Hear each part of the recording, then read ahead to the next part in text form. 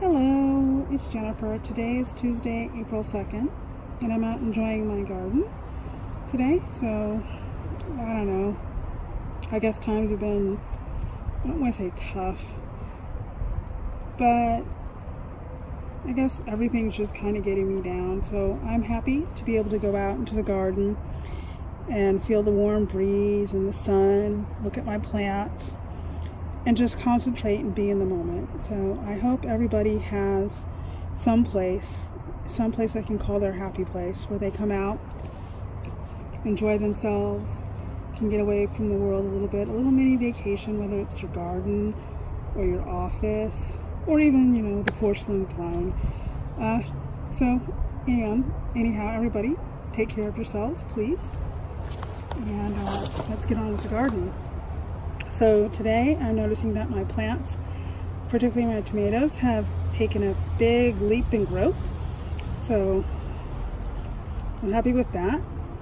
And they're starting to flower here.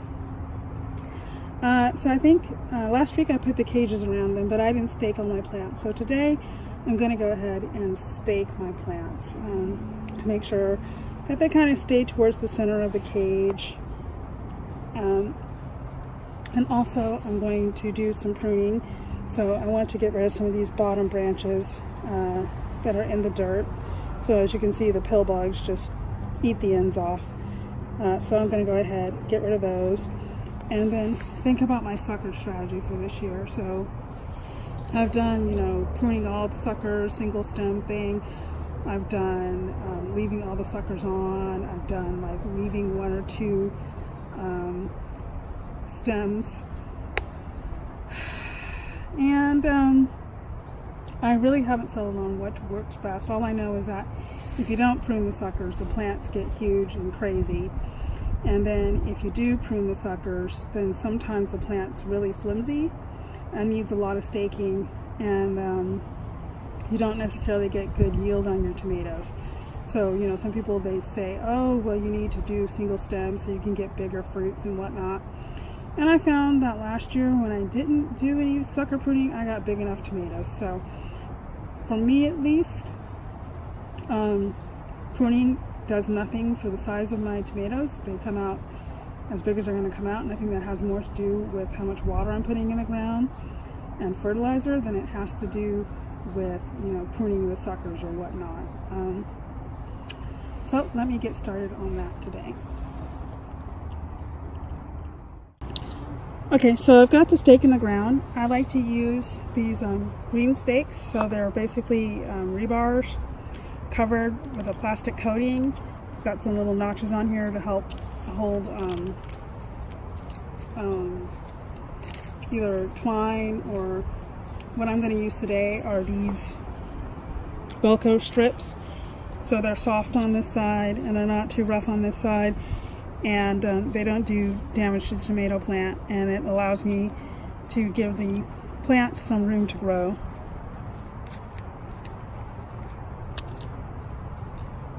So I'm going to go ahead and cut this long piece in half here. And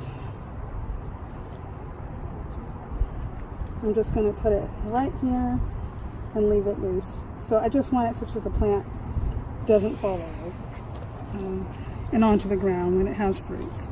So as the plant grows, I will probably attach more and more of this main stem to the stake.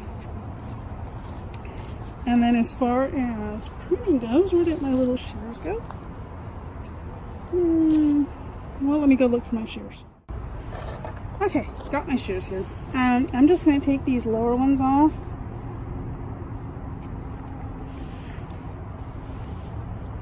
And cut this one off at the end since it's touching the ground. I'll leave that there. I think my sucker strategy this year will be to prune any suckers that are just going out to the sides, that aren't going up the pole. I tried that with some of the plants last year, and I think that worked out nicely, just to keep the ones that are going, more vertical, and not like this one here that's going straight out to the side.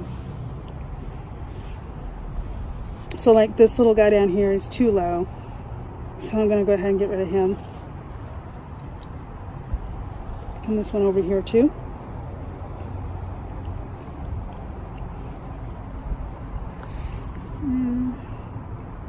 I think these up here are just fine. So it looks like I'm going to get 2 main stems here. And I'm fine with that. So I'm going to leave that be. Moving over to the next tomato plant. This is a vintage wine. It was next to an overgrown lettuce plant that had become unhealthy and covered in aphids. So it looks like the aphids jumped over to here. So I need to do something about these aphids. Usually I just use a mixture of neem oil and dish soap, but I can't find my spray bottle today. And I got this, I guess, Safer brand garden insect killer. It's basically soap, so it's pyrethrin and potassium salts of fatty acids, and that usually just means dish soap. So I'm going to go ahead and use this instead today, and then hopefully recover my other bottle so I can just make it. But usually I use this on the houseplants, so I don't get spray all around, but that's pretty funny. The wind just kicks up as soon as I start spraying. So it's important to cover the leaves both front and back.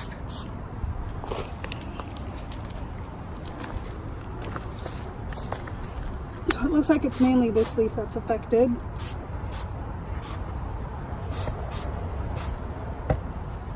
The back up there. And check around. This guy's going to come off anyway. Alright, so now on to the staking. With this plant, there are lots of suckers, and it looks like there's like 2 main stems that came off. So this one here, and then it branched off this one here. So I can't really say that that's a sucker because it's not in the joint, but anyhow. Oh, the plant's all wet. Oh, it smells so green and tomatoey. Anyhow, so it's a nice healthy plant. So I'm going to go ahead and keep these 2 main stems, but I kind of want to get this such that they're wying off in the middle and not one, going straight up and the other one going off to the side. So I'm going to go ahead and do it like this. And hopefully that's enough to allow this to get fattened up and not choke out. As you can see, there's some flowers up here. It looks like this is a one of those super blooms. It's going to produce a really big tomato. So it's like, a couple of flowers have merged together. This one up top got another growing tip. This one's got another big flower here. So several clusters of flowers. Clusters here, cluster here, cluster there. In terms of the suckers and the leaves, let me move this over here. This onion. Move it. Where's that? I think this is a garlic. So I'm going to go ahead and take this sucker because it's going out to the side. Don't want that. Cut off this bottom leaf.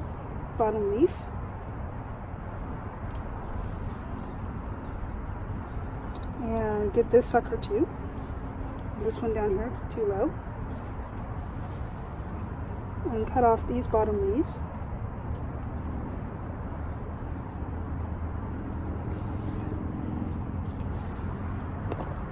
As far as these other ones, I don't have a problem with that. So this one here is like a little stem that's only got fruit on it. There's a sucker over here I'm going to get rid of because it's not shooting straight out to the side. And it's kind of low. And that's all I'm going to do to this plant for now. So I've sprayed for the aphids, staked it, and removed some of the suckers. Whoa, my chair just fell. So one of the things that happened when I first started gardening is I watched a lot of gardening videos on how to raise tomatoes, and you would see people talking about sucker, cut the suckers, remove the suckers. I'm like, what's the sucker? And I'm not sure I really got a clear explanation until I went on the internet and looked at some actual images pointing out what the suckers are. So if you're one of those people who's not sure what the suckers are, I think this plant right here is a good example of what suckers are. So here is the main stem, and then you have a leaf here, and in here there's like a joint, like an armpit, and this is a sucker. So what a sucker is a new growing tip. So and the growing tips look like this as opposed to leaves that look like this. So it's like a whole new little plant growing out of the armpit between the main stem and a leaf. Whether you want to prune suckers is up to you. I'm not going to give you any advice on that because it's up to you how you want to deal with your plant, how big you want your plant to be, and all of that. That's up to you. That's your aesthetic. So, but anyhow, that's what the suckers are. There's another one down here. Up here it gets interesting because it looks like the main branch splits into two. But this here is a continuation of the main branch. So as you can see, the growing tip here, and this is a leaf coming right here. And in the armpit, that's a sucker. So this is a pretty strong sucker, and usually I like to keep the strong suckers. So now I have, two branches, so the main branch and then the sucker branch that I'm going to go ahead and let grow. Now down here with these suckers, I think I want to get rid of them because they're just going to grow out to the side. And this little guy down here.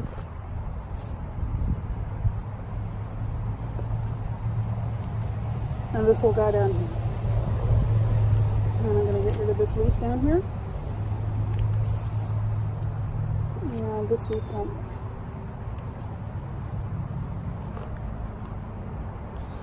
So, with selecting to get rid of the leaves at the bottom, I've people say, oh, well, you need to get rid of those so you don't get powdery mildew or this, that, and the other. And I'm not sure what to think of that because no matter what, towards the end of the growing season, the plants get powdery mildew anyway. So I'm not sure that helps or not. But I do have a pill bug problem, so that's why I get rid of the bottom leaves, because the pill bugs just go nuts. And so that's it for this plant. Again, it's got some flower clusters coming here. I'm going to get rid of this sucker. And it looks like it's well on its way. So one of the ways you tell that your plant is nice and healthy, it's green, but also if it's sweating. So when tomato plants are happy, they sweat. They're kind of sticky feeling, and they put out this wonderful tomato scent. Some people don't like that scent, but I love that scent. So for right now, this little guy's healthy. So that's all for today's demonstration. I'll be spending some more time this afternoon doing maintenance on my tomato plants and pulling out these way past their date lettuces that are now being attacked by aphids. Again, everybody take care of yourselves. Find some time for you, and that's it.